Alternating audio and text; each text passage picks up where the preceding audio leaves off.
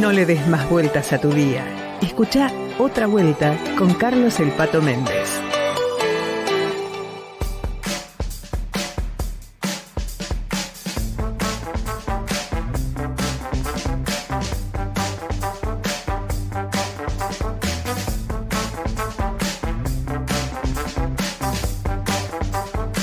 Bueno, exactamente la hora 18 con 36 minutos. Estamos con Claudio Montiel, que es magíster en economía, docente universitario y es el director de Centrix Consultora. Claudio, ¿cómo te va? Buenas tardes. ¿Cómo estás? ¿Qué tal? ¿Todo bien? Bueno, a ver, hay mucho número, consulta de opinión pública abril de 2026, estamos a 26 de abril hoy. Los datos muestran un fuerte malestar económico y social. 86.6 afirma que el salario no le gana a la inflación. El 60.4 dice que sus ingresos le alcanzan solo hasta el día 20. Y el 81% dice que tuvo que hacer algún ajuste para sostener la economía del hogar. El otro dato es cae la aprobación de Javier Milei, 33.1. Acá tenés, voy a la primera pregunta, acá lo tenés a Milei, qué sé yo, un par de puntitos menos respecto a algún otro colega que he visto, 34, 35, sí. ¿No? Pero digo, en la línea, esto que va cayendo todos los meses un poquito, ¿cómo es? Sí, nosotros lo que venimos viendo desde febrero, que tocó el máximo en nuestras mediciones de 47 puntos positivos. ¿Febrero 47? 47 puntos en febrero. Pero perdóname, cayó 14 puntos en 14 3 meses. 14 puntos, en 60 días, menos de 3 meses. En claro. 60 días se desplomó. Y se desplomó producto de dos grandes cosas que nosotros estamos detectando. Por un lado, la micro, esto que comentabas recién, sí. Tema salario, tema ingresos, tema de no me alcanza para llegar a fin de mes, lo que nosotros planteamos el mes pasado de la cantidad de deuda que está tomando la familia, sí, a una tasa de interés totalmente descontrolada. Tengamos en cuenta que estamos hablando de una tasa de interés de 180% efectivo anual. Una locura. Y a eso se le agregan todos los conflictos que ha habido. Estos durante pediste marzo. 100 y tenés que devolver 280.000 pesos. 280.000. Ah. Sí, exactamente. 100.000, nada, si pediste 1.000.000 está complicado. Tenés que devolver 3 palos. Sí, es que incluso el problema es que se te van acumulando las cuotas. El tema es que la familia, digamos, está pasando con muchas familias que cobran y al día siguiente se quedan sin ingreso porque el banco absorbe toda la deuda. Entonces es un problema bastante grande y a esto yo creo que se le suma el tema más complicado de todos y es que el gobierno está empantanado con el tema de denuncias de corrupción, Adorni, etcétera. Entonces, lo que se está dando, o por lo menos lo que nosotros notamos que se está dando, es un equilibrio o un desequilibrio entre el esfuerzo que estoy haciendo ya no vale la pena. Y eso es lo que estamos notando de la gente que se está empezando a desencantar fuertemente en ese tercio que no es ni antiperonista, no, claro, ni mileísta, o sea, ese es ni peronista. Entonces, ese tercio que es el que siempre dirime las elecciones, totalmente, es el más desencantado. Esto para el gobierno es muy malo, pero claro, son las cuestiones con las que tienen que jugar los gobiernos en el siglo XXI, porque yo creo que mirando a lo que pasaba hace 30 o 40 años, no hay un seguimiento diario de lo que pasaba.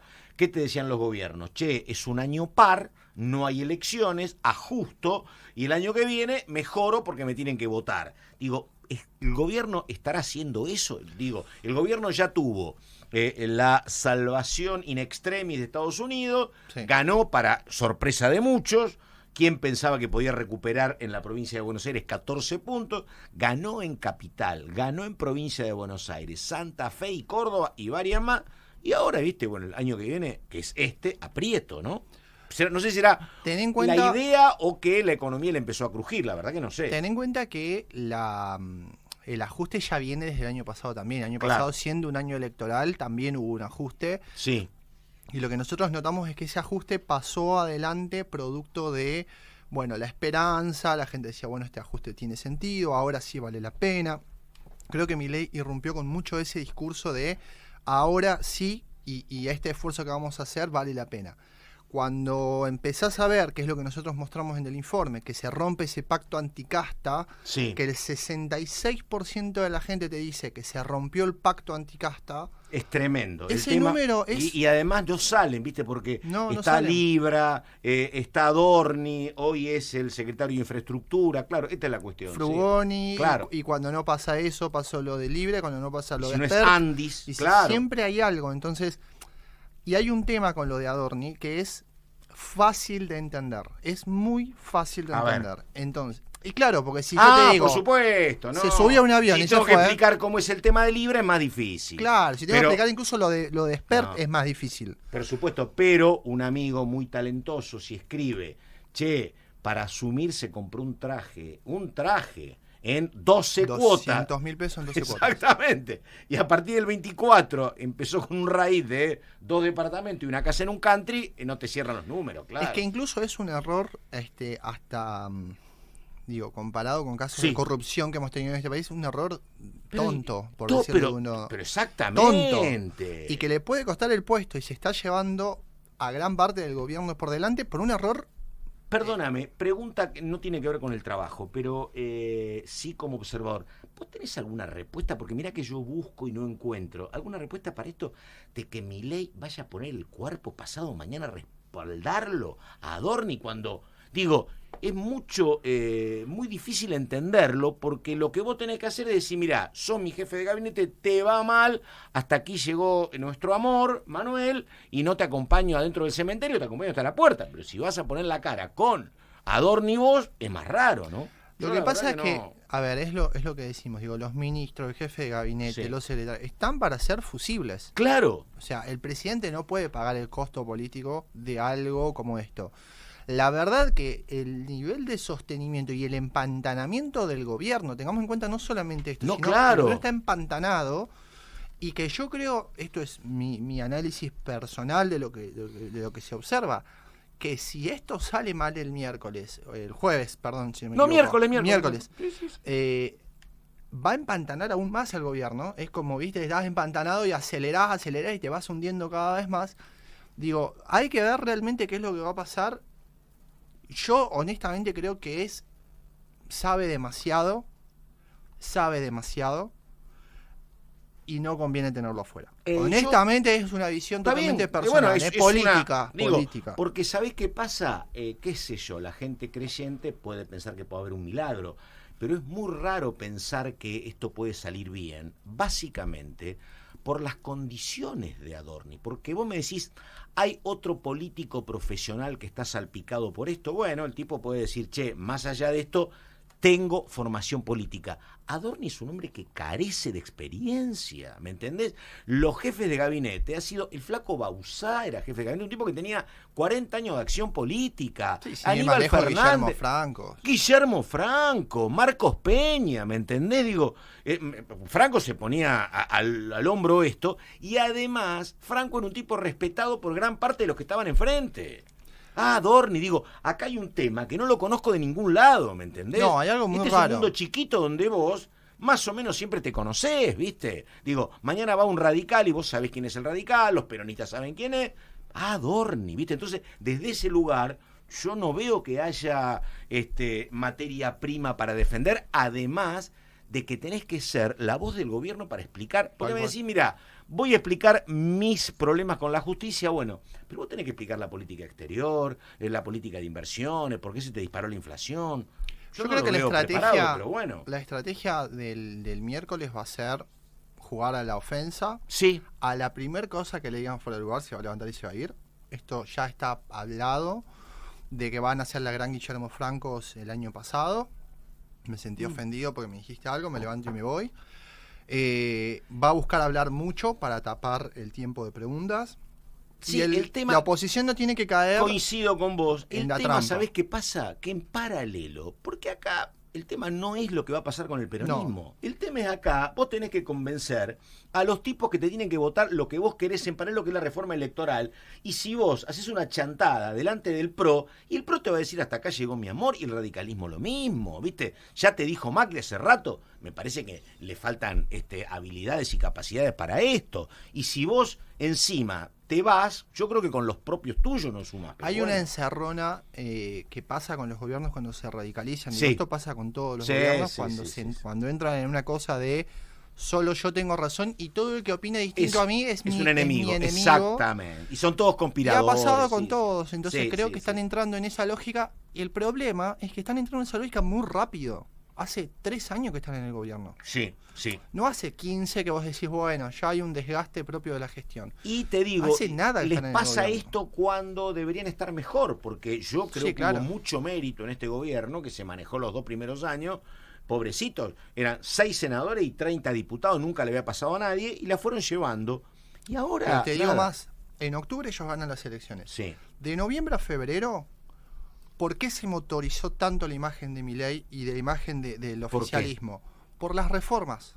Claro. La reforma laboral, la reforma previsional, la reforma de la edad de imputabilidad, sí. Las 2 grandes reformas que se hicieron en febrero,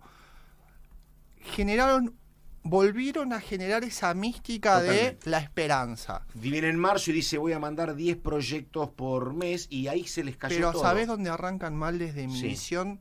Cuando el 1 de marzo hace lo que hace Javier Milei en el Congreso, insultar. Claro. Todo eso le jugó en contra. Sí. Porque cuando haces una de más. Totalmente. Esa no la tenías que hacer. Sí. Te está yendo bien, todas las encuestas le dábamos bien, a todas nos daba más o menos parecido, de que estaban en un buen momento. La verdad es que la reforma de la edad de la edad de imputabilidad le dio un espaldarazo muy grande por los hechos de inseguridad y los homicidios que habían ocurrido. Hicieron una de más. Vos sabés que eso es un tema para ustedes, ¿no? Pero hoy lo hablaba con un amigo y es casi un principio físico. Yo trabajo de periodista porque de física hace poco. Pero vos fíjate que les pasa a todos, ¿no? Sí. Digo, si vos repasás la historia, decís, pero a ver, viejo, en el año 53, Perón gana con el 64% de los votos una elección para vicepresidente y lo derrocan un año y medio después. Pero Cristina, cuando Cristina dice vamos por todo, había ganado con el 52 o 53% y a partir de ahí empieza a caer. Cuando Macri gana en segunda vuelta en el 17, segunda vuelta no, cuando gana la parlamentaria, ya está, te dice, ¿me entendés? Y este hombre igual, ¿no? Pero fíjate una cosa. Llegás a la cima y empezás a caer, ¿no? Sí. Fíjate una cosa muy importante eso que mencionabas. Mauricio Macri gana en 2017. Sí. Con lo mismo porcentaje que Milei, 41%. Claro. Intenta la reforma previsional y le sale mal. Claro. Y ahí empieza la debacle. Javier Milei logró pasar la reforma y además lo logró aprobar en extraordinarias. O sea, hizo un paso más de lo que hizo Mauricio Macri. Sin embargo, por empantanarse en estas cosas que te diría, era para pedirle la renuncia y pasar la vuelta de página y chau. ¡Claro! Total, si era inocente, mañana lo volvés a contratar. No sé, era otra la discusión. Es que sabés que te sentís tan poderoso que decís a mí no cualquier... Ese es el tema. Tirifilo me va a marcar lo que hago. Y esta pelea la tenía Menem, ¿no? Que es una pulseada con el periodismo complicado, porque si vos accedes rápido, ellos dicen me lleva puesto el periodismo, pero sostenés mucho y te lleva puesta la situación ahí, ¿eh? Pero digo, una cosa es que el periodismo te opere, ok. Otra cosa es decir, ¿cómo compraste esta casa? ¿Cómo compraste este departamento? No es muy difícil, digo, más allá del periodismo, que el periodismo hace su trabajo. Digo, más allá del periodismo, la realidad es que ¿cómo hiciste para comprar esto? Explícamelo, no es muy difícil. Estamos hablando con Claudio Montiel, que es el director de Centrix Consultora. Este es un dato, la verdad, muy relevante. La imagen positiva de Milei en febrero del 2026 era de 47 puntos. 2 meses después está en 33 puntos. Y bueno, la causa central es, por un lado, todo lo que está pasando con la micro en materia económica, pero esencialmente la vinculación del gobierno con hechos de corrupción, pero un número muy llamativo. A ver, poder adquisitivo, ¿a qué fecha del mes llega usted con sus ingresos? Al 5 del mes, el 4%, al 10, el 11, al 16, el 25%, no tengo ingresos. Llego a fin de mes, dice el 23%, y llego a fin de mes y puedo ahorrar el 13%, 12.8%. Bueno, ¿esto qué es? Porque viste que la Argentina es muy compleja, esto es capital federal, conurbano, Santa Fe y Córdoba, ¿cómo es? ¿Dónde está hecho? No, esto está hecho en todo el país. Esto es un muestreo en todo el país. De hecho, nosotros el mes pasado viajamos a Córdoba con Centrex, hicimos la misma encuesta solo en la provincia de Córdoba para ver más o menos, cada tanto viajamos a una provincia para ver si hay una correspondencia en los datos, y la situación es peor. O sea, es casi el 70% te dice que no llega al 20 del mes. Esto es a nivel país, pero digo, cuando vos vas al interior y la imagen de Milei está en el 38%, una cosa así, cuando en octubre estaba en casi el 50% de imagen positiva. Digo, hay un desmoronamiento también en el interior, porque en el interior también tenés problemas de empleo, tenés mucha pérdida de empleo en los principales conurbanos del país. Entonces, la realidad es que tanto en el AMBA, como en Capital, como en el resto del país, la situación está complicada, con excepciones de provincias como Neuquén o Río Negro, que le está yendo bien producto del petróleo y la minería. Pero sobre todo en los núcleos urbanos está muy complicada la situación. Bueno, 18:52, Claudio, y un tema que siempre se habla, que es el siguiente, ¿no? Acá las crisis, hubo muchas crisis, vos mencionabas recién la de Mauricio Macri, antes la del 2001, pero eran todas crisis motivadas porque había corridas contra el dólar, eran estados o gobiernos con procesos inflacionarios, con el gasto público muy castigado. Acá el gobierno te dice, mira, va la inflación a la baja, tengo el dólar controlado, qué sé yo. Los otros días algún defensor del gobierno te dice, es la primera vez que atravesamos una crisis como la guerra contra Irán sin que nos golpee a nosotros, porque tenemos reserva, porque la verdad que está controlado el gasto, porque hay equilibrio fiscal, y en ese marco, la verdad que ningún gobierno ha tenido que salir a las disparadas. Puede haber reclamos sociales, puede haber mucha gente quejándose, pero esta situación de un gobierno golpeado en las encuestas, pero sólido económicamente, tampoco hay mucho antecedente, me parece, ¿no? A ver, son dos niveles de análisis. El nivel macro, la realidad es que el gobierno recibió un desastre. Claro. En el 2023 recibió un desastre y lo ha logrado acomodar. Eso es una realidad, ha logrado acomodar las reservas, logró acomodar las grandes variables. Eso es una realidad. Después, respecto al equilibrio fiscal, es bastante ficticio. Esto también es una realidad. Así como te digo una cosa, te digo la otra. Cuando vos ves la deuda flotante del gobierno, decís, no hay equilibrio fiscal. Hay equilibrio fiscal porque hay cosas que no se pagan. Es como, digo, totalmente, lo dijo Gerchunov, efectivamente. No pagando el alquiler. Entonces digo, bueno. Y el problema, o lo que en algún punto vos decís, bueno, mantienen en equilibrio el dólar, te digo sí, pero tengamos en cuenta, primero, que las reservas netas están en negativo, sí. Primero, y segundo, sigue habiendo cepo. Porque que no haya cepo para las personas totalmente, físicas, para las empresas. Para las empresas hoy no pueden girar dividendos. No, que es un enorme problema, ¿no? Si ¿Para qué la voy a traer? Las del RIGI sí quedan al margen, pero sí, claro. O sea, digo, no es para desmerecer el esfuerzo. No, han hecho un esfuerzo coincido. enorme el gobierno. Y lo hacemos nosotros el esfuerzo, ¿no? Pero sí. Pero digo, a nivel macro han hecho un esfuerzo enorme. Lo que sí es importante remarcar que, bueno, que son, en algunos puntos está sostenido. Sí, no, son gastos reprimidos, dice Gerchunov, es cierto. Y también es cierto, digo, que tampoco aparecen demasiadas opciones creativas por parte de la oposición, ¿no? No. Son todos muy cuidadosos, porque teniendo en cuenta todo lo que vos decís, bueno, no tenemos cepo, el equilibrio fiscal es porque hay gasto reprimido, todo eso es cierto, pero ninguno acelera tampoco, ¿no? No, dentro de la oposición hoy no hay una figura que vos digas cataliza un poco el malestar social, no hay. Sí vemos que el gobernador Kicillof ha crecido en las encuestas, sí. En realidad más que crecimiento está recuperando un poco lo que había perdido en el final del año pasado, o sea, hoy está en 40 puntos más o menos de imagen positiva, pero en general lo que te digo es, no hay hoy una figura. Miriam Bregman la medimos, está midiendo muy bien a nivel país, la verdad que, bueno, siempre claro esto, ¿no? Imagen positiva no es voto, no, pero tiene 47 puntos de imagen positiva, nosotros lo tenemos medida, la verdad que incluso nos dio con diferencial positivo, en 44 a 47, o sea, 3 puntos de imagen neta positiva, o sea, la verdad que está muy bien, pero me parece que todavía falta una consolidación de una figura opositora que que hasta te diría le haría bien al gobierno tener hoy una oposición sólida enfrente, porque le daría a alguien con quien discutir o discutir ideas, le daría bien a la gente, le daría bien a la sociedad. Hoy el gobierno se acostumbró 2 años a jugar solo en la cancha. Entonces se están matando entre ellos en la interna. Karina, Santiago. Me parece que le haría muy bien a todo el arco político y social tener una figura que hoy no hay. Ahí está, Claudio Montiel. Vamos a un temita, la Tere con todos los datos y después el cierre con el titular de Centrix Consultora. Dale. Otra vuelta. Toda la actualidad informativa en la radio universitaria. Otra vuelta. Hasta las 20 por FM 87.9. Bueno, estamos con Claudio Montiel, que es director de Centrix Consultora.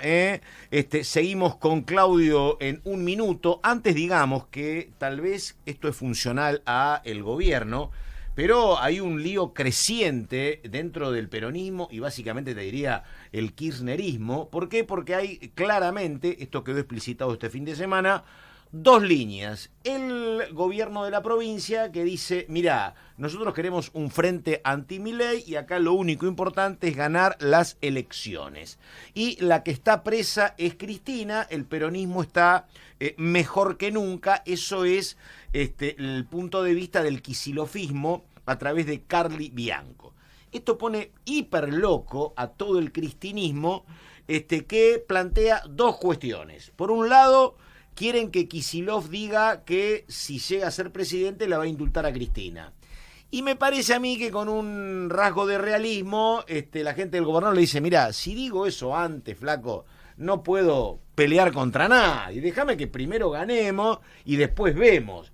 Pero además, lo que dice el cristinismo es que, ya lo había dicho el perro Berbisky, es que no lo quieren a Kicillof y que la candidata es Cristina y que si la candidata está presa, no hay un juego democrático que sea equidistante para todos. Así que me parece que es un lío que no sé cómo lo van a terminar resolviendo, Montiel. Mira, yo hace rato vengo diciendo lo mismo respecto de la oposición en general, sí. Y es que están desconectados hace ya bastante, ¿no? De lo que le pasa sí. a la persona que no llega al 20 del mes, claro, que está sin trabajo, que tiene 3 o 4 trabajos.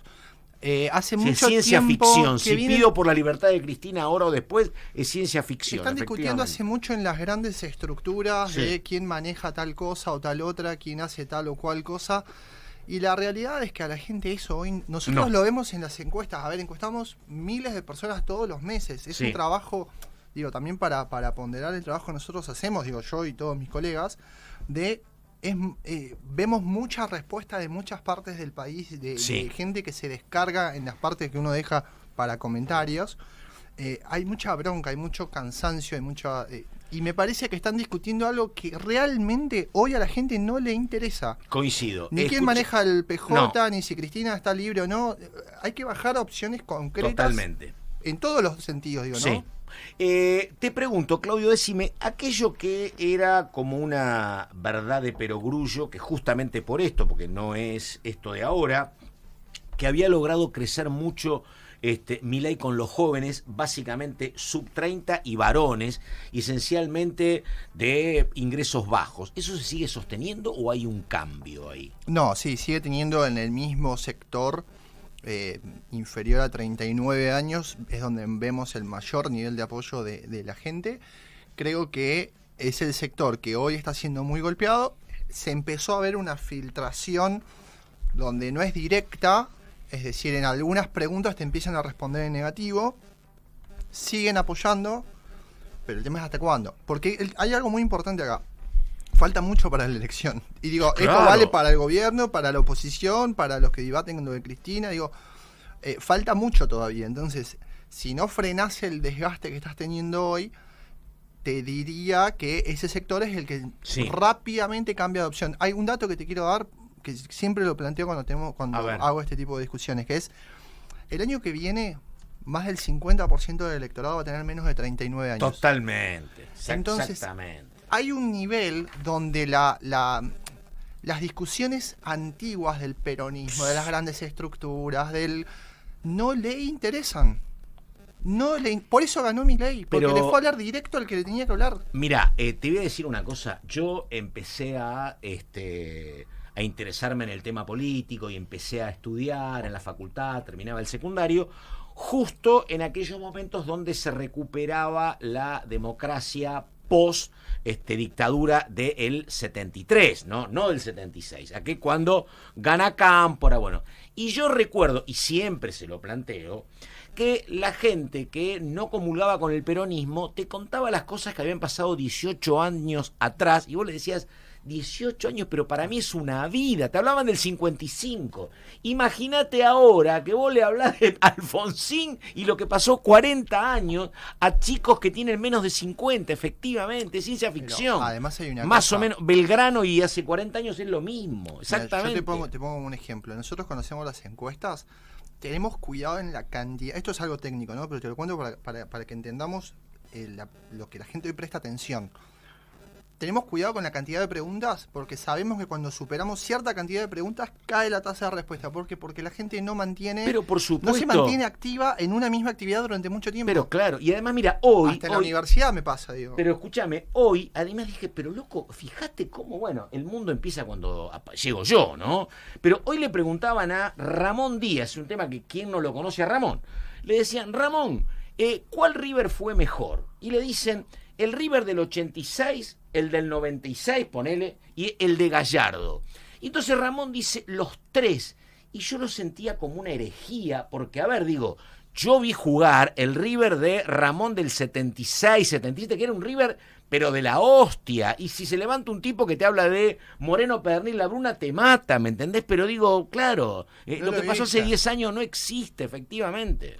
Hay debates. Bueno, era gran problema del kirchnerismo, que vos le hablabas de Néstor, y Néstor hace 15 años que murió, ¿me entendés? Claro. Hay relatos que hay que respetar, digo, en cuanto a los derechos humanos y demás, pero hay que cambiar en algún punto el relato y empezar a hablarle.